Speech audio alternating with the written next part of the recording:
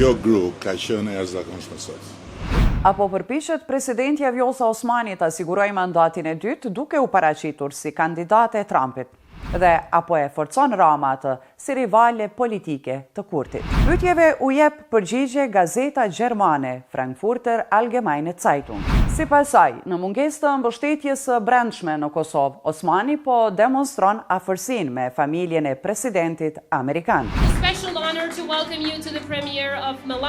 Më 31 janar, ajo mori pjesë në premierën në Kosovë të filmit Melanie.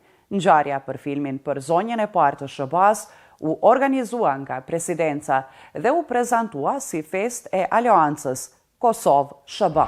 Më herët Osmani u shfaq në Davos krah Trumpit gjatë ceremonisë nënshkrimit të kartës së bordit për paqe, ku Kosova u bë pjesë, ndonse nisma u refuzua gjerësisht në Evropë dhe rajon.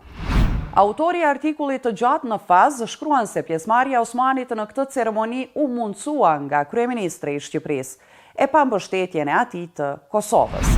Sipas gazetës, Rama po e forcon Osmanin si rivale politike të kryeministrit Kurti. Ndërkohë Kurti i ka ofruar opozitës bisedime, qoftë për Osmanin, qoftë për një kandidat tjetër konsensual për president.